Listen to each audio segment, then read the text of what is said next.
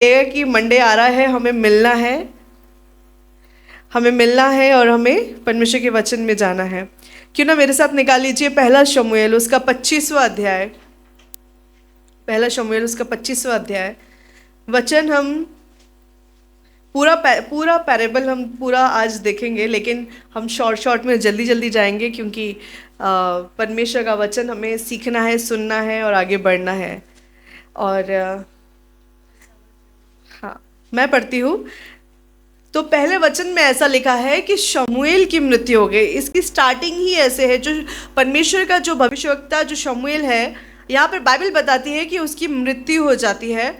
और यहाँ पर समस्त इजरायलियों ने इकट्ठे होकर अब छाती पीट रहे हैं, रो रहे हैं और वो विलाप कर रहे हैं। और हम देखते हैं कि ऐसे टाइम पर यहाँ पर दाऊद उठकर पारन जंगल में चला जाता है और माओन में एक पुरुष, वहाँ पर बाइबल बताती है कि दाऊद एक ऐसे जंगल में चला जाता है और ऐसी जगह से भागता है क्योंकि शाऊल उसके पीछे रहता है। शाऊल उसको मारना चाहता है। और दाऊद, यहाँ पर हम देखते हैं कि दाऊद एक ऐसे जंगल में, एक ऐसे एरिया में चला जाता है जहाँ पर सुनसान हो। और वो अकेले नहीं जाता, बाइबल बताती है 600 लोग उसके साथ में जाते हैं। और 600 योद्धा, जो युद्ध करने वाले, जो लोग उसके सैनिक थे, जो उसके बड़े अजीज थे, जो उसके साथ राजमहल छोड़कर उसके साथ जंगल में रहे, ऐसे विश्वास योग्य 600 लोग उसके साथ में थे। और हम बाइबल में देखते हैं कि दूसरे वचन में लिखा है कि माओन में एक पुरुष रहता था जो बिजनेसमैन था। क्या था? बिजनेसमैन था। और वो कारमेल में था। एक कारमेल नाम की जगह थी जहाँ पर वो व्यक्ति बिजनेस करता था। आगे वचन में ऐसा लिखा है, वह पुरुष बहुत धनी था। क्या था? धनी था, बहुत पैसे वाला था। और आगे वचन में लिखा है, और उसके 3000 भेड़े, कितनी? 3000 भेड़े और 1000 बकरियां थी। कितनी थी? 1000 बकरियां। अब सोचो कि 3000 भेड़े और 1000 बकरियां उसके पास थी, तो वो व्यक्ति कितना कितना पैसे वाला होगा, कितना ज़बरदस्त बिजनेस होगा। या अगर आज की डेट में देखा जाए तो अगर वो गिना जाए तो मिलियंस में कमाता होगा। इतना अच्छा उसका बिजनेस होगा। क्योंकि जो भेड़े हैं, जो बकरियां हैं, उनसे जो भेड़ों से जो ऊन कतरा जाता था, उनसे जो पैसा मिलता था, देन उसके बाद जो दूध रहता था उसका व्यापार वो लोग करते होंगे। देन वो चीज़ें मल्टीप्लाई होती थी, बहुत सारी चीज़ों में वो चीज़ यूज़ होती थी। तो यहाँ पर देखते कि भेड़ें बकरियां खूब सारी थी और अपनी भेड़ों का वह ऊन कतर रहा था। बाइबल बता रही है कि वो भेड़ों का ऊन कतर रहा था। सीजन आ गया था जहाँ पर जो भेड़ें थी वो पूरी ऊन से भर गई थी। अब ऊन कतरने का समय था। और तीसरे वचन में लिखा है, उस पुरुष का नाम नाबाल और उसकी पत्नी का नाम अबीगैल था। पति का नाम क्या था? नाबाल। और पत्नी का नाम था अबीगैल। जो नाबाल है उसका मतलब है फुलिशनेस, मूर्खता। और अबीगैल का जो मतलब होता है, वन ऑफ द मीनिंग है उसका कि कॉज ऑफ जॉय, आनंद से भरी हुई। वो नाम अबीगैल का मीनिंग है कि आनंद से भरा हुआ। और यहाँ पर हम देखते हैं कि इसीलिए कहा जाता है जो नाम रखते हैं ना, नाम वो हमारे कैरेक्टर में आ जाता है। इसीलिए नाम भी सोच समझ के रखना चाहिए। कई बार हम पिक्चर देखते हैं, कोई हीरो का नाम बड़ा अच्छा लगता है, हीरोइन का नाम बड़ा अच्छा लगता है, हम उस पर रख देते हैं। नाम मैटर करता है कि आप जो नाम रखते हैं, जो नाम डिसाइड करते हैं, वो हमारा कैरेक्टर बन जाता है। क्योंकि हम क्या करते हैं, उस नाम को दोहराते हैं, बार बार उस नाम से बुलाते हैं। और वो नाम एक ऐसा बन जाता है जो आपके और मेरे लाइफ में एक रिमार्क छोड़ता है। तो नाबाल, यहाँ पे पता नहीं नाबाल के पेरेंट्स ने क्या सोच के उसका नाम नाबाल रखा था। सोचो, मिलियन कमाने वाला, मिलियंस में पैसे कमा रहा होगा, लेकिन उसका नाम बेवकूफ़ था। नाबाल का नाम मतलब मूर्खता होता है, बेवकूफ़, फुलिशनेस होता है। और यहाँ पर हम देखते हैं, लेकिन नाम ऐसा है, लेकिन पैसा बहुत है उसके पास। तो सोचो कि लोग ऐसे होते हैं जिनके पास पैसा तो बहुत होता है लेकिन समझदारी नहीं होती, जिनमें जो सयानापन होता है ना, वो नहीं रहता। कई बार ये कॉम्बिनेशन होता है, बाइबल बता रही है। आगे वचन में ऐसा लिखा है अबीगैल के बारे से, स्त्री तो बुद्धिमान थी और रूपवती थी। ऐसा नहीं लिखा है कि रूपवती थी फिर बुद्धिमान थी। पहले बुद्धिमानी को, इंटेलिजेंस जो बोला गया है ना, उसको जरा जरा ज्यादा जोर दिया गया है। बुद्धिमान थी, ये कॉम्बिनेशन देखने को ही नहीं मिलता कि अगर कोई व्यक्ति, लड़की सुंदर है तो बुद्धिमान हो, बुद्धिमान हो तो सुंदर है। ये कॉम्बिनेशन बहुत कम मिलता है। और क्योंकि कोई व्यक्ति अगर बहुत ब्यूटीफुल हो, बहुत सुंदर हो, तो ऑब्वियसली उसके अंदर एक घमंड आ जाता है। ये मैं इतनी सुंदर हूँ तो मेरी सुंदरता क्यों ना मैं एक अच्छी मॉडल बन जाऊं, एक कुछ एक्ट्रेस बन जाऊं, क्योंकि मेरे अंदर बहुत सुंदरता है। लेकिन यहाँ पर अबिगेल सुंदर तो थी पर बुद्धिमान थी, और वचन कहता है कि परमेश्वर का भय मानना बुद्धि की शुरुआत है। तो ये वो बुद्धिमान थी, ये परमेश्वर का भय मानती थी। और कितनी सुंदर बात है कि यहाँ पर ये दोनों कॉम्बिनेशन हम देखते हैं। ये बुद्धिमान तो थी प्लस सुंदर भी थी। वचन में आगे लिखा है लेकिन पुरुष कठोर था। अभी कई सारी वुमेन्स रहती हैं जिनके हस्बैंड या जिनके कोई रिलेटिव्स में एक जो हस्बैंड्स रहते हैं कई बार बड़े स्टबन रहते हैं, कठोर रहते हैं, जल्दी विश्वास में नहीं आते, या आप जो उनको बोलो उसका वो अपोजिट करेंगे। लेकिन आज परमेश्वर हमें सॉल्यूशन देने जा रहे हैं उस चीज का। आमेन। और आगे लिखा है वचन में, तीसरे वचन के लास्ट में, कि वह बुरे बुरे काम करने वाला था। देखो, वो बिजनेसमैन था, पैसा कमा रहा था और बुरे बुरे काम कर रहा था। अभी बीच में मैंने किसी को कहा कि, किसी ने मुझसे कहा कि जो ये जो पैसा है ना, ये जो पैसा, ये मेरी जो फैमिली में एक सिस्टर है, वो बड़ा पैसा कमा रही है, बड़ा अच्छा जॉब लगा है उनको, बड़ा अच्छा बिजनेस, बड़ा अच्छा पैसा कमाती है वो। तो मैंने एक ही चीज़ पूछा, क्या वो परमेश्वर के भवन में जाती है? तो वो, उसके लिए उसको टाइम नहीं है। तो मैं लो, पैसा किस काम का? शैतान भी तो पैसा देता है ना।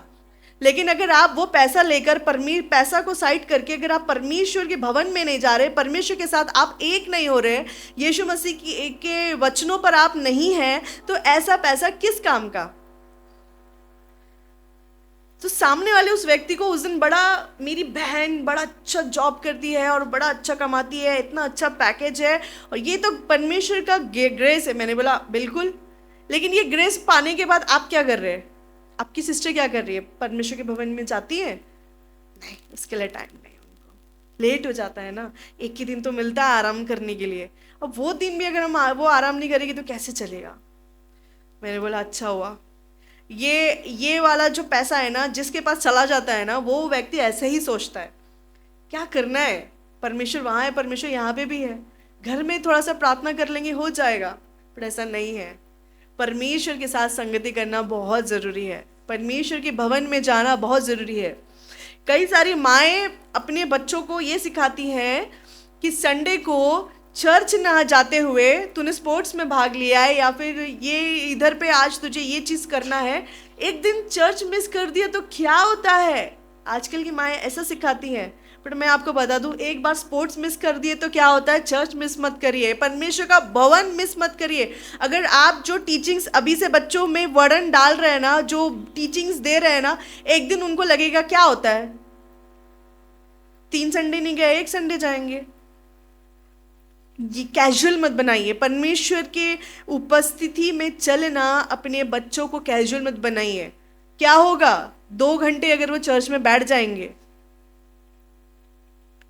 परमेश्वर का वचन उनके जीवन में काम करेगा, परमेश्वर का शब्द उनके जीवन में काम करेगा।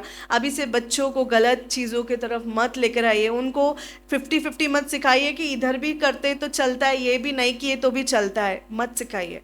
परमेश्वर के भवन में लेकर आइए। बुखार है, चंगाई, हम बुखार रहते हैं तो हम जाते हैं ना हॉस्पिटल, नंबर लगता है तो 2-2 घंटे बैठते हैं ना। बट परमेश्वर के भवन की बात आती है तो क्यों सुस्ती आ जाती है? वहां भी तो बैठना ही पड़ता है ना। तो जब हम हॉस्पिटल जा सकते हैं तो हम चर्च क्यों नहीं आ सकते? पेट दुखता है, हम घर पे बैठ जाते हैं, लेकिन अगर दवाखाने में जाते हैं, नंबर लगाते हैं, डॉक्टर के पास जाते हैं, तो हमें तो बैठना पड़ता है। वहां पे आड़े तिरछे होके बैठते हैं, लेकिन बैठते हैं ना, वहां गिर तो नहीं जाते नीचे। बट जब परमेश्वर के भवन की बात आती है तो हम क्यों कैजुअली ले लेते हैं? क्यों हम नहीं सिखाते कि कुछ भी हो जाए परमेश्वर को अपने जीवन में मत छोड़ना? क्यों नहीं सिखाते हम? यहाँ पर हम देखते हैं कि वो बुरे बुरे काम करने वाला था और कालेब वंशी था। अब कालेब कौन था? बाइबल बताती है कि कालेब उन दो लोगों में से था जो कनान देश में गया था और वहाँ पर जाकर वो वहाँ से भेद लेकर आया था और वो बड़ा विश्वास योग्य था। उसमें बड़ी जिज्ञासा थी कि आप जो भी बोले मूसा मैं सब करने को तैयार हूँ। वो परमेश्वर से प्रेम करने वाला था। लेकिन बाइबल इसीलिए मेंशन कर रही है कि इसकी जनरेशन में ऐसे लोग थे जो परमेश्वर को प्रेम करने वाले थे, लेकिन ये व्यक्ति फुलिशनेस को लेकर है। आगे वचन में ऐसा लिखा है, चौथे वचन में, जब दाऊद ने जंगल में समाचार पाया कि नाबाल अपनी भेड़ों का ऊन कतर रहा है, तो वचन में ऐसा लिखा है, तब दाऊद ने 10 जवानों को वहां भेज दिया और दाऊद ने उन जवानों से कहा, करमेल में नाबाल के पास जाकर मेरी ओर से कुशल क्षेम पूछो या उसका हालचाल पूछो। और आगे वचन में लिखा है, और उनसे यो कहना, तू चिरंजीव रहे, तेरा कल्याण हो, तेरा घराना कल्याण से रहे और जो कुछ तेरा हो वह कल्याण से रहे। मैंने सुना है कि तू ऊन कतर रहा है, तेरे चरवाहे हम लोगों के पास रहे और ना तो हम में से किसी ने उसकी कोई हानि भी नहीं की। और वचन में ऐसा लिखा है, ना उनका कुछ खोया। वो बता रहा है यहाँ पर कि दाऊद बोल रहा है कि नाबाल से जाकर 10 लोग को भेजता है और बोलता है, जाकर उनको ऐसा कहो, पहले तो पूछो आप कैसे हो, उन्हें ब्लेस करो कि आपका घराना अच्छा रहे, सब कुशल से रहे, ब्लेस करो। और उसके बाद वह कहता है कि देख, जब हम जंगल में वहाँ हम 600 लोग थे, तो तेरे लोग जो चरवाहे थे हमारे सामने आकर भेड़ बकरियाँ चराते थे, लेकिन हमने उनकी कुछ हानि नहीं होने दी, उनकी एक भेड़ भी इधर से उधर नहीं हुई। लेकिन वो आगे कहता है 8वें वचन में, अब अपने जवानों से पूछ ले कि वे तुझको बताएंगे, अतः इन जवानों पर तेरे अनुग्रह की दृष्टि हो। हम तो आनंद के समय में आए हैं, इसलिए जो कुछ तेरे हाथ लगे वह अपने दासों से और अपने बेटे दाऊद को दे दे। यहाँ पर इतने रिस्पेक्टफुल में वो वर्ड्स में वो कह रहा है, इसीलिए हमारे शब्दों को एक रिस्पेक्टफुल शब्दों में रखना बहुत ज़रूरी है, आदर भाव रखना बहुत ज़रूरी है। जब हम किसी से बात करते हैं, दाऊद को कोई ज़रूरत नहीं थी कि उसके साथ परमेश्वर था, वो भालुओं को फाड़ने वाला व्यक्ति था, उसके लिए नाबाल को 2 मिनट में फाड़ना उसके लिए कोई ये नहीं था, वो तुरंत जाकर चढ़ाई कर सकता था। लेकिन वो कहता है कि देख, जब हम वहाँ पर छुपके थे, जंगल में थे, तेरे लोग वहाँ पर भेड़ बकरियाँ चराने आते थे, हमने उनकी कोई हानि नहीं दी, कि उनको तो पूछ ले कि हमने उनको कोई नुकसान नहीं किया, घबराया नहीं, हमने ये नहीं बोला कि हमें भूख लगी एक भेड़ दे दे हमको, हम खाते हैं बैठ के एंजॉय करते, हमने इतना सा भी उनकी हानि नहीं होने दी। लेकिन अभी तू कुछ जो तेरे हाथ बन पड़ता है, क्योंकि वो शाऊल से भाग कर था, वो जगह से दूर था, तो उनको भूख लग रही थी, उनको ज़रूरत थी कि वो कुछ खाए।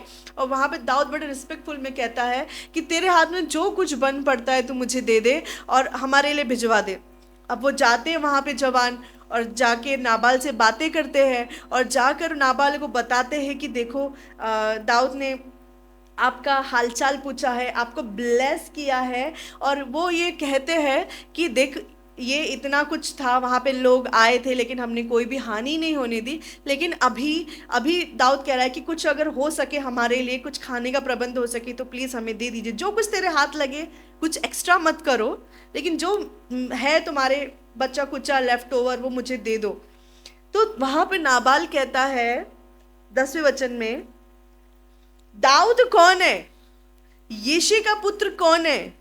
आजकल बहुत सारे दास अपने स्वामियों के पास से भाग जाते हैं, इतने एरोगेंस वे में वहाँ आंसर देता है कि वो कौन है, वो उसका यिशै का पुत्र कौन है। आजकल बहुत सारे लोग हैं जो भाग के बैठते, तो क्या मैं सबको खिलाते बैठूं?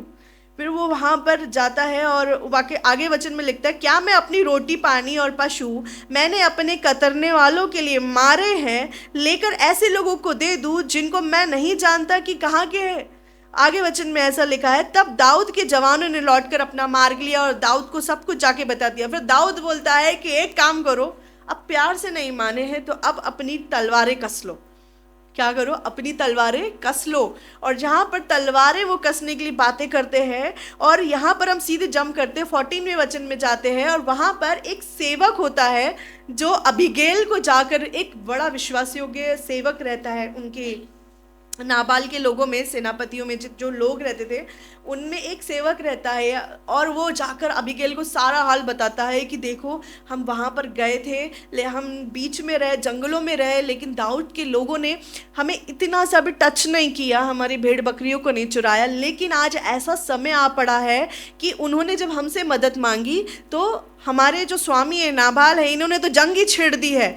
और अब दाऊद के मन में ये भाया है कि वो आपके घराने के एक एक वंश को ख़त्म कर दे, लाइक पूरा सब कुछ, कुछ भी नहीं छोड़ेगा। दाऊद के सर पे अब खून सवार है। तो यहाँ पर अबीगैल तुरंत वहाँ पर बोलती है, वचन में आगे लिखा है, वो 17वें वचन में बोलता है, जो सेवक है वो ये बोलता है कि सोच विचार कर अब क्या करना चाहिए।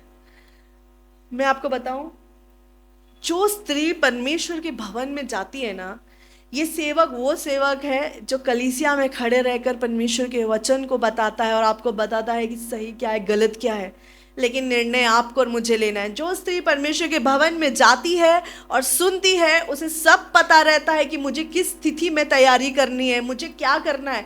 मुझे आपत्ति आने के बाद ये नहीं बोलना है उसने किया वो भुगतता बैठेगा, मैं क्या, मैं कहीं और चली जाऊंगी। लेकिन ये वो स्त्री नहीं थी, उसने ये नहीं बोला कि इसने गलती की तो ये भुगतेगा, उसने तुरंत तैयारी की। वचन में हम 18वें वचन में जाएंगे, तब अबीगैल ने फुर्ती से 200 रोटी, 2 कुप्पी दाख मधु, 5 भेड़ों का मांस, 5 सना भुना हुआ अनाज और 200 गुच्छे किशमिश और अंजीरों की 200 टिकिया लेकर गधों पे लदवाई। अभी यहाँ पर हम देखते हैं कि यहाँ पर उसके पास बहुत कुछ नहीं था, अबीगैल के पास बहुत कुछ नहीं था, लेकिन जो था उसके पास, क्योंकि किशमिश की टिकिया बनने के लिए टाइम लगता है, उसके जो प्रोसेस है, उसको काट कर वो सुखाते थे, उसको प्रोसेस को टाइम, लेकिन यहाँ अब टाइम नहीं है। आप जंगल से वो दाऊद निकल चुका है, अभी वो तलवार लेके आएगा, सबको काट डालेगा। लेकिन यहाँ पर वो बुद्धि का इस्तेमाल करती है। ये बुद्धि कहाँ से आई उसे? परमेश्वर से, परमेश्वर के वचनों से। और वो तुरंत वहाँ पर ये नहीं बोलती कि अरे इसने देखा ये तो मूर्ख आदमी है, खुद तो मरेगा हमें भी मरवाएगा, बोल के चुपचाप नहीं बैठती है, लेकिन वो तुरंत एक्शन लेती है। इसलिए क्या वचन में कहा है, विश्वास कर्म बिना अधूरा है। अगर हम विश्वास करते किसी बात का लेकिन एक्ट नहीं करते तो ये कंप्लीटली अधूरा है। एक बुद्धिमान स्त्री वो स्त्री होती है जो तुरंत चीज़ों को डिसर्न कर ले और वहाँ पर तुरंत एक्शन कर ले। यहाँ पर जब हम स्टार्टिंग में इसका इंट्रोडक्शन देख रहे थे अबीगैल का, तो इंटेलिजेंस नहीं लिखा है NIV वर्जन में, यहाँ पे डिसर्निंग लिखा है, यानी परखना, आत्मा परखना। उसने तुरंत आत्मा में परख लिया कि ये चीज़ कितनी हानि की बात है।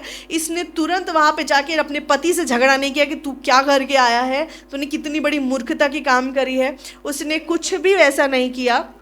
वो तुरंत वहाँ पर जाती है और कहती है 18वें वचन में, ये सारी तैयारी करती है। 19वें वचन में हम देखते हैं, और उसने अपने जवानों से कहा तुम मेरे आगे आगे चलो, मैं तुम्हारे पीछे आती हूँ। परंतु उसने अपने पति नाबाल से कुछ ना कहा। उसने गधे पर चढ़ी और पहाड़ की आड़ में उतर जाती थी, और दाऊद अपने जनों समेत सामने उतर आता था और वह उससे मिली। बाइबल ऐसे बताता है कि उसके पास बहुत कुछ नहीं था, लेकिन जो लेफ्ट ओवर था ना वो लेकर गई। यहाँ पर कई सारे पति बोलते हैं कि क्या करना है परमेश्वर के भवन में, क्यों देना है, क्यों करना है, कोई ज़रूरत नहीं है। लेकिन वो स्त्री ये नहीं बोली कि मैं तो कमाती नहीं हूँ, मेरे पास क्या है। उसने पहले से बुद्धि से तैयारी की थी, वो पहले से ही एकदम नील होकर नहीं बैठी थी। उसने अंश अंश करके जमा किया था, उसने थोड़ा थोड़ा करके जमा किया था। उसने टिकिया, अंजीर की टिकिया, किशमिश, जो उसकी किचन की खत्तों में था, उसने वो तैयारी की। कुछ गधियाँ उसने पाल रखी थी, गधे पाल रखे थे, उसने थोड़ा बहुत अपने लिए रखा था। और जब समय आया, तो जब युद्ध की बात आई, जब रणनीति की बात आई, तो उसने वो सारे छुपे हुए चीज़ों को जो उसी के हाथों में था, वो चीज़ों का इस्तेमाल किया। आज स्त्रियाँ बोलती मेरे पास क्या है, आज औरतें बोलती है मैं क्या करूं, ये मूड आदमी से मेरी शादी हो गई है, आज अब मैं क्या करूं। आपके पास क्या है, ये परमेश्वर पूछ रहे। क्या है आपके पास? जो है वो दे दीजिए परमेश्वर को, और परमेश्वर मल्टीप्लाई करने वाला परमेश्वर है। एक बच्चे के पास 2 मछली और 5 रोटी और 2 मछली थी, लेकिन वो ऐसा ठहरा कि 5,000 तो सिर्फ पुरुष थे, कई सारे लोग खा के निकल गए। अगर आपके और मेरे हाथ में क्या है वो मैटर करता है। एलिशा पूछता है विधवा स्त्री से कि तेरे हाथ में क्या है? बोलती मेरे पास थोड़ा सा तेल है। वो बोलती जा अकेले में जा, कमरे में जाकर जितने खाली बर्तन मिलते हैं उस खाली बर्तनों में वो तेल डाल दे। परमेश्वर आज आपसे पूछ रहा है तुम्हारे पास क्या है जो तुम परमेश्वर को दे सकते हो? क्या है तुम्हारे पास? शारीरिक चीज़ों के बारे में नहीं बात कर रही हूँ मैं, आत्मिक चीज़ों की बात कर रही हूँ। भले ही कुछ नहीं, लेकिन परमेश्वर के भवन के लिए ज़ील रखिए, प्यास रखिए, भूख रखिए। जाकर कुछ नहीं तो चेयर्स लगाइए, कुछ नहीं तो जाकर एक किसी को बोलिए नहीं आज झाड़ू मैं लगाऊंगी, नहीं आज जाले मैं निकालूंगी। क्या है आपके पास? ये बोलकर मत बैठ जाइए कि मेरे पास कुछ नहीं है, मैंने ऐसे इंसान से शादी कर ली कि मेरी जिंदगी नरक बन के बैठी है। कोसने मत लगे। यहाँ पर बुद्धिमान जो स्त्री रहती है ना, वो कोसती नहीं है, वो एक्शन लेती है। वचन में आगे लिखा है 20वें वचन में, वो गधे पर चढ़ी। और 21 में हम जाते हैं, वो ऐसा लिखा है कि वो उससे मिली। और दाऊद ने तो सोचा था कि मैंने जो जंगल में उसके सब माल की ऐसी रक्षा की कि उसका कुछ भी ना खोया, वह निसंदेह व्यर्थ हुआ। अब दाऊद ऐसा सोचते हुए आ रहा है कि मैंने इतना प्रोटेक्शन किया, मैंने इतना कुछ किया, ये सब व्यर्थ हो गया। इससे अच्छा कि इनको भी काटना था और भेड़ बकरियों को काट के अपना स्टॉक जमा करके रखना था। आज मुझे रिक्वेस्ट भेजने की ज़रूरत नहीं पड़ी रहती। सब मैंने, क्योंकि इसके पहले उसने किया नहीं, किया चढ़ाई की, चीज़ों को ले लिया और उसने अपने पास रखा। लेकिन यहाँ उसने रिक्वेस्ट की, और वहाँ एक बुद्धिमान स्त्री थी जिसने सारी चीज़ों को बचा लिया, जिसने अपने घराने को बचाया, जिसने मूर्खता की बातें नहीं की, लेकिन एक बुद्धिमान की बातें की। और वचन में आगे लिखा है 22वें वचन में, यदि सवेरे उजियाला तक उस जन के समस्त लोगों में से एक लड़कों को भी मैं जीवित छोड़ूं तो परमेश्वर मेरे सब शत्रुओं से ऐसा ही वरन इससे भी अधिक करे। वो बोल रहा है कि अगर सुबह होने तक मैंने इनका कुछ भी छोड़ा तो मैंने जो इनके साथ किया परमेश्वर मेरे साथ इससे भी बुरा करे।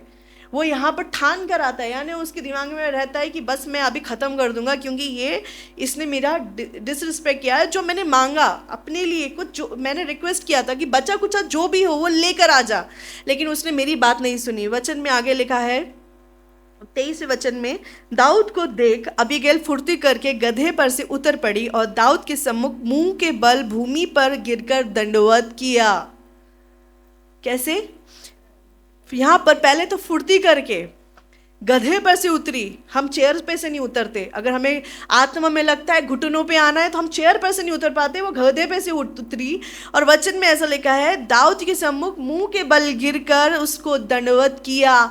यहाँ पर जब हमारे पास कुछ नहीं है ना, हमारे पास 2 हाथ है, हाथ उठाकर भी हम परमेश्वर को स्तुति नहीं दे पाते। ये 2 घुटने टेक कर भी हम परमेश्वर को स्तुति नहीं दे पाते, और परमेश्वर को बोलते हैं मेरे पास क्या है? अरे हमारे पास 2 हाथ है, हमारे पास ये 2 घुटने हैं, हमारे पास शब्द है, हमारे पास ज़बान है जिससे हम उसकी स्तुति कर सकते हैं। आपके पास कुछ नहीं है ना, ये 2 हाथ है, हाथ ऊंचा करके। आराधना में तो हमारे हाथ ऊपर नहीं जाते। घुटनों में जब इच्छा होती है कि हम घुटनों पे आके हमें बैटल को छेड़ना है तो हमें घुटनों पे आ जाना चाहिए। लेकिन कई सारी स्त्रियां को कर्स करना ज़रूरी समझती, लेकिन घुटनों पे आना ज़रूरी नहीं समझती। वो इस बात को नहीं समझती कि मैं जब घुटनों पे आ जाऊंगी तो परमेश्वर सारी बातों को अपने हाथ में ले लेगा, सारे युद्ध को अपने हाथों में ले लेगा। और यहाँ पर हमारे अंदर से इच्छा तो बड़ी होती है आराधना के समय कि बस धाएं धाएं रोना है और परमेश्वर से बातें करना है, लेकिन हमारा मेकअप ना खराब हो जाए इसके लिए हम हमारे आंखों को वापस रिवर्स ले लेते हैं। ये बुद्धिमानी वाली बात नहीं रहती। ये जब हमें चाहिए ना, जब हमें समझ में आता है ना कि नहीं हमें यहाँ पर युद्ध में उतर जाना है, तो अपनी आंखों को भी मत रोकिए, अपनी ज़बान को भी उसकी स्तुति करने के लिए मत रोकिए, अपने हाथों को ऊंचा करने के लिए मत रोकिए, घुटनों को झुकने से मत रोकिए। क्योंकि जब आप ऐसा करेंगी तो एक बुद्धिमान स्त्री ठहरेंगी। और यहाँ पर बाइबल साफ बताता है कि वो देखकर अपने वस्त्रों को संवारने नहीं लगी कि मैं भी तो एक बड़े मिलियनर घर से आई हूँ। वो तुरंत जाती है, उतरती है, मुंह केवल गिरती होगी तो डस्ट उसके मुंह पे धूल उड़ता होगा, लेकिन वो उसके लिए वो एक वे ऑफ ऑनर था, रिस्पेक्ट करना था। यहाँ पर वो एक मनुष्य को रिस्पेक्ट करे, हम परमेश्वर को रिस्पेक्ट नहीं कर पाते क्योंकि हमारा मन इतना पत्थर हो गया है कि हमें ऐसा लगता है कि बस हम कर्ज करें, श्राप करें अपने फैमिली वालों को और बोले कि मैं क्या करूं, मेरे पास कोई सॉल्यूशन नहीं। सॉल्यूशन है, प्रार्थना हमारा सॉल्यूशन है, घुटनों पे आना हमारा सॉल्यूशन है, हाथ ऊंचे कर कर, आंसू बहा बहा कर बातें करना परमेश्वर से, ये हमारा सॉल्यूशन है। कोई ऐसा ना कहे मेरे पास सॉल्यूशन नहीं है, मेरी जिंदगी बर्बाद होगी। यहाँ देखो उसका पूरा घराना तलवार की नोक पे रखा था। किसका परिवार यहाँ पे तलवार की नोक में रखा? बताइए कौन आ रहा है आपको तलवार की नोक पे रखने के लिए? कोई नहीं। लेकिन फिर भी हम बोलते हैं, हम इतना श्रापित हो जाते हैं और हम इतना, और सबसे पहला गुस्सा निकालते हैं परमेश्वर पे और उसके भवन पे। और तीसरी बात, अगर परमेश्वर की दास या दासी ने फोन नहीं उठाया तो वहां गुस्सा निकालते हैं, बड़े बिजी हैं ये लोग, इनको टाइम ही नहीं है फोन उठाने का। अरे आप परमेश्वर से बात करिए ना डायरेक्ट, बाद में आइए। परमेश्वर ने डायरेक्ट एक्सेस दिया है ना, घुटनों पर आइए, प्रार्थना करिए, बाद में परमेश्वर की दास से डिस्कस करिए। लेकिन हम गुस्सा कहाँ निकालते हैं? हम चर्च नहीं जाएंगे। परमेश्वर ने क्या किया मेरे लिए, मेरे साथ इतना कुछ हो गया और परमेश्वर देखते रह गए। अरे परमेश्वर ने आपको घुटने दिए, आपने तब तो घुटने नहीं टेके। परमेश्वर ने आपको जबान दी, कन्फेस नहीं किया आपने, और बाद में आप और मैं जब बोलते ना, हम दोष लगाते हैं। दोष नहीं लगाना है हमको। आगे वचन में ऐसा लिखा है 24 वचन में, फिर वह उसके पांव पर गिरकर कहने लगी, हे मेरे प्रभु, यह अपराध मेरे ही सर पे हो। तेरी दासी तुझसे कुछ कहना चाहती है, तू अपनी दासी की बातों को सुन ले। यहाँ पर वो इंग्लिश में ऐसा लिखा है कि वो एक पिटिशन रखती है। वो बोलते हैं ना, जो लोग अपनी जो कोर्ट में जाते हैं, हम हमारी अर्ज को रखते हैं, तो यहाँ पर वो अर्ज को रखती है और वहाँ पर वो अपनी बातों को रखती है और कहती है कि तू थोड़ी देर मेरी बात सुन ले। 25 में ऐसा लिखा है, मेरा प्रभु उस दुष्ट नाबाल पर चित्त न लगाए, क्योंकि जैसा उसका नाम है वैसा वो आप भी है। उसका नाम नाबाल है और सचमुच उसमें मूर्ता पाई जाती है, परंतु मुझे तेरी दासी ने अपने प्रभु के जवानों को, जिन्हें तूने भेजा था, न देखा था। वो बोल रही है कि अगर मैंने नहीं देखा था, अगर मैं देखती तो ये डिसरिस्पेक्ट नहीं होता, मेरे हाथ में जो बन पड़ता वो मैं करती। मैं आपको बताऊं, आप जिससे ब्लेस्ड हो ना, जाकर उसे ब्लेस करो। अगर आप कोई फ्रेंड आपको कलीसिया में लेकर आई है ना, जाकर ब्लेस करो। कुछ नहीं तो एक चॉकलेट दिला के दो उसको। ये आदत डालो। जिस व्यक्ति से आप ब्लेस होते हो ना, उसे ब्लेस जरूर करो। उसे बताओ कि आप, उस व्यक्ति ने आपको परमेश्वर के करीब लाकर कितनी बड़ी भलाई के काम किया है। लेकिन हम, पता है सबसे ज़्यादा कहाँ पर मिस कर देते हैं, कहाँ पर हम गलती कर देते हैं? हम कभी भी ऐसे व्यक्ति को सेलिब्रेट ही नहीं करते जिससे हम ब्लेस हुए हैं, जिससे हम आशीषित हुए हैं। फॉरेन का कल्चर पता है क्या है? वहाँ पर सबको इक्वलिटी में देखते हैं, लेकिन जो तेल है ना, वो ऊपर से नीचे बहता है, इक्वल लेवल पे कभी नहीं बहता। अगर आप चाहते हैं कि तेल बहे तो एक क्रम आना बहुत ज़रूरी है। वहाँ पर आप चर्चेस में चले जाओ, वहाँ पे वर्शिप लीडर, पास्टर्स, वहाँ पे सब कोई एक लेवल पे रहता है। पास्टर्स को भी वो सेम गिनते, वो बोलते हैं हमारे जैसा सुख दुख भोगी व्यक्ति है। लेकिन वचन में लिखा है कि परमेश्वर ने अपने नाम से बढ़कर अपने वचन को महत्व दिया है। वहाँ पर वो कल्चर नहीं है। वहाँ पर परमेश्वर के जनों को और जो सुसमाचार को लेकर जाते हैं, वहाँ पे कोई रिस्पेक्ट नहीं है फॉरेन में। वहाँ पर वो सेम रखते हैं। लेकिन अगर तेल को जो बहना है ना, वो ऊपर से नीचे बहता है, वो सेम लेवल पे नहीं बहता। और वो सेम लेवल पे है तो वो सड़ता है और उसमें से दुर्गंध आती है। तो क्रम रहना बहुत ज़रूरी है। अभी बीच में कोई ब्रदर, कोई पास्टर है जो नॉर्वे से, न्यूजीलैंड से आए थे, और हम उनसे बात कर रहे थे। तो उनसे बात करते करते हम बता रहे थे कि ये जो कलीसिया है, हाउस ऑफ डेस्टिनी है, और जो हमारे आत्मिक पिता है, हमारी कलीसिया में उन्होंने हमें सिखाया है कि ऑनर कितना इम्पोर्टेंट है। तो उन्होंने कहा कि ये सिर्फ इंडिया में ही है, फॉरेन में ऐसा नहीं है, वहाँ पर तो तुम जाके खुद से सब करो, खाना भी खुद से लो, वो तुम्हें पूछेंगे भी नहीं, वो जाके ना तुम वो बाकी लोग बैठे रहेंगे, लेकिन अगर पास्टर खड़ा है तो कोई चेयर भी नहीं देगा उनको, कोई पूछेगा भी नहीं, वहाँ पे ऐसा कल्चर है। लेकिन मैंने बोला मेरे पास्टर शशांक बैठे थे, पास्टर शशांक ने कहा ऐसे कैसे हो सकता है कि जो व्यक्ति मेल का सुसमाचार लेके चल रहा है और उस व्यक्ति को हम ऑनर ना करें, उस व्यक्ति को हम रिस्पेक्ट ना करें।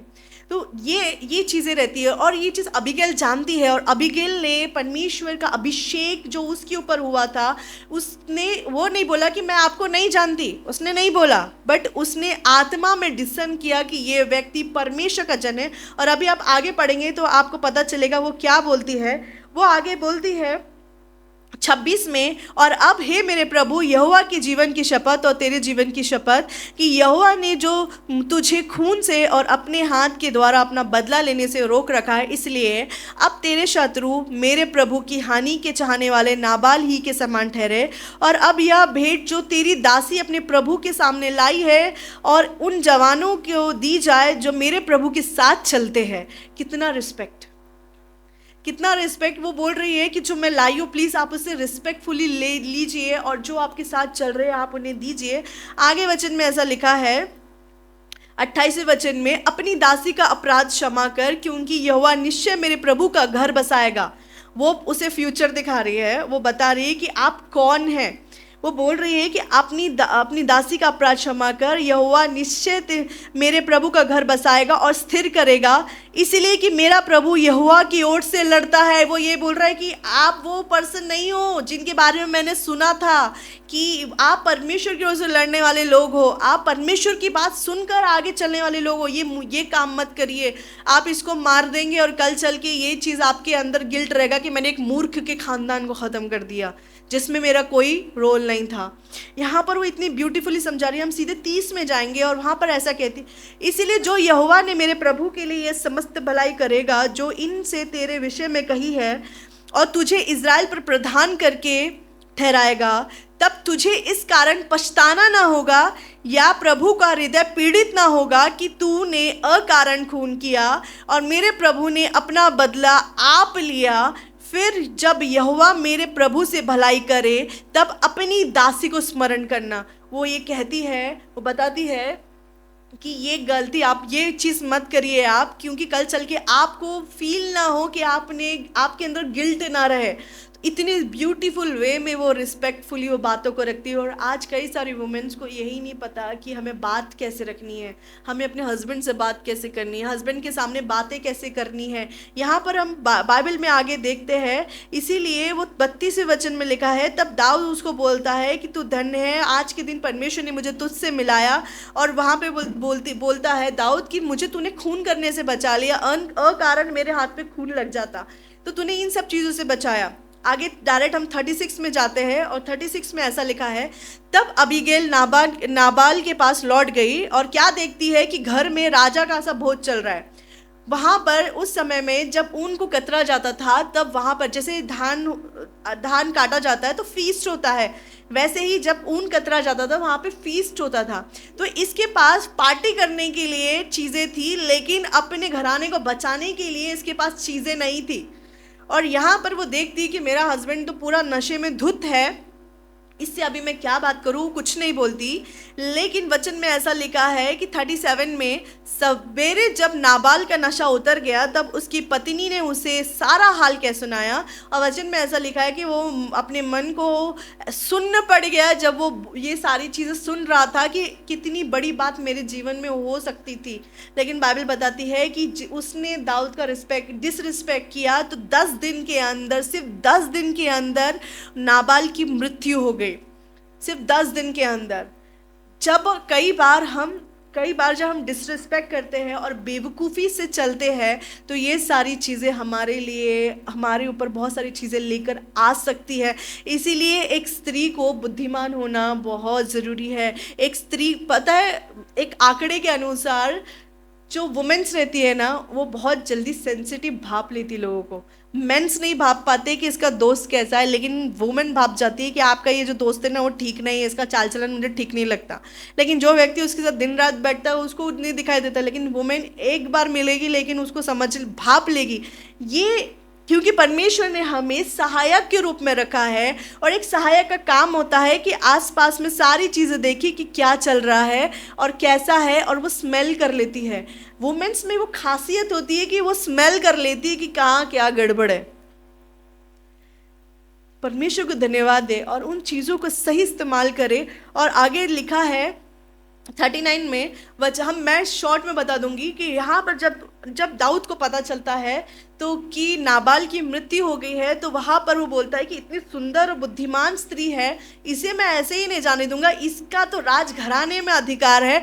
वो तुरंत कुछ लोगों को भेजता है और जाके एक मैरिज प्रपोजल देता है, और दाऊद बोलता है, और वो तुरंत तैयार होती है और आ जाती है। आपकी और मेरी तैयारी दुल्हा हमारा स्वर्गीय यीशु है, और हमारी तैयारी वहाँ होनी चाहिए। जब वो हमें बुलाए तो आपका और मेरा रिस्पॉन्सिबिलिटी ये होना चाहिए कि सब छोड़े और तुरंत उसके पीछे पीछे हो ले। लेकिन हम क्या करते, आज हमने वही गाना गाया कि ये दुनिया की बातें मुझे डिस्टर्ब ना करे, या मुझे खराब ना करे, या मुझे तेरे से दूर ना कर दे। तो यही चीज़ होनी चाहिए कि एक बुद्धिमान स्त्री की रिस्पॉन्सिबिलिटी होनी चाहिए कि वो साथ ही साथ वो बुद्धिमान भी रहे, और जब वो बुद्धिमान रहेगी तो अपने आप खूबसूरत बन जाएगी, क्योंकि उसको मालूम रहेगा अपने आप को कैरी कैसे करना है। और जो अपने आप को सही कैरी करेगी ना, वो सारी चीज़ों की तैयारी करके रखेगी। वो उस मूर्ख स्त्री की तरह नहीं रहेगी जिसकी कुप्पी में तेल ही नहीं है।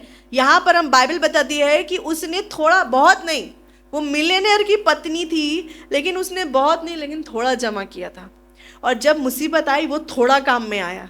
आपने और मैंने क्या जमा किया है? आपने और मेरे पास क्या है जो हम परमेश्वर को दे सकते हैं? अपना बेस्ट परमेश्वर को दीजिए। परमेश्वर के भवन में जाइए, वचन पढ़िए, वचन के साथ सहभागिता रखिए। ये बेस्ट हम परमेश्वर को दे सकते हैं। ऐसे व्यक्ति जो आपको परमेश्वर की ओर से लेकर आए, उसे सेलिब्रेट करें, उसे थैंक यू बोले, उसे बताए कि आप कैसे आशीषित हुए हैं। बहुत सारे कलीसियाओं में ये कल्चर नहीं है कि कहीं से वो आशीषित होते हैं तो वो कभी बोलते नहीं है। ये कल्चर है बाहर, लेकिन ये इस कलीसिया का कल्चर नहीं है। इस कलीसिया में अगर आप इतने से भी आशीषित हुए हैं तो आप सेलिब्रेट करिए। कई सारे मैं कुछ ग्रुप्स में हूँ जो इस स्ट्रीम से जुड़े हुए हैं, और मैं देखती हूँ जैसे ही वो संडे चर्च का सरमन प्रीच हो जाता है, तुरंत उस ग्रुप में मैसेज आता है कि वो कैसे आशीषित हुए हैं। वहाँ पर कोई नहीं पूछता कि आप मैसेज डालो और बोलो कि आप कैसे आशीषित हुए। लेकिन कई बार चर्च ख़त्म भी हो जाता है, कोई मुंह से हवा भी नहीं आती है कि वो आशीषित हुए।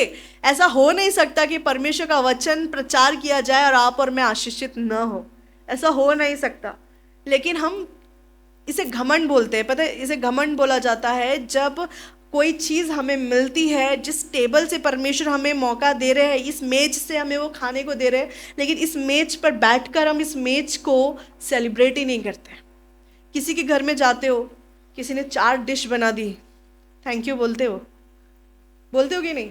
जो आज पेट में और कल नहीं है। लेकिन ये वचन जब कोई प्रचार करता है तो मुंह से धन्यवाद का एक शब्द नहीं निकलता कि हम सेलिब्रेट करें और लोगों को बताएं कि देखो मैं आशीषित हुई, अब तुम भी सुनो। जो सामरी स्त्री थी ना, वो खुद भी आशीषित हुई और जाके उसने शहर में बताया कि देखो उसने मेरे बारे में सब कुछ बताया, तुम भी सुनो। हम सेलिब्रेट नहीं करते, इसीलिए मल्टीप्लिकेशन नहीं आता हमारे जीवन में। अगर आप चाहते हैं कि आपके जीवन में मल्टीप्लिकेशन आए तो सेलिब्रेट करना सीखे। छोटी छोटी बातों में बुरा मान के मत बैठिए।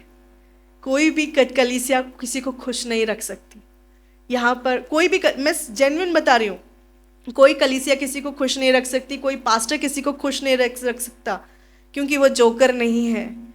लेकिन वो परमेश्वर का वचन को लेकर आता है, जो वचन को लेकर आता है, सही इधर गलत इधर अलग अलग चीज़ें करता है। सो इम्पॉर्टेंट है कि चीज़ों को सेलिब्रेट करना सीखे। क्या सीखा है आपने? चर्च के बाद ग्रुप करके मत खड़े रहिए और ये मत बात करिए कि आज मेन्यू में क्या है। बात करिए आज वचन में आपने क्या सीखा। वचन से दूसरों को बताइए, बोलिए कि मैंने आज ये सीखा, आज आपने क्या सीखा, है ना?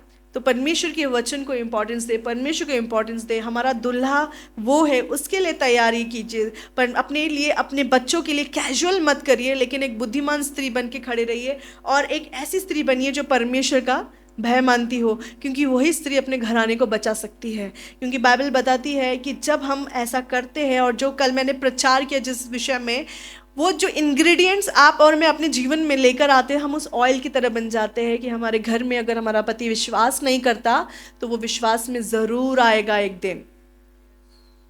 हमें आज भी कुछ लोग मेरे पहचान में हैं जिनके नाती पोते भी हो गए, लेकिन उन्होंने अभी तक अपने पति के जीवन में बदलाव नहीं देखा। लेकिन आज भी मैं उनके मुंह से सुनती हूँ और ये कहती हूँ कि मुझे विश्वास है कि एक दिन वो ज़रूर बदलेंगे। जब उनके लिए उम्मीद ख़त्म नहीं हुई तो हमारे लिए क्यों होनी चाहिए, है ना। विश्वास में हमको बने रहना ही।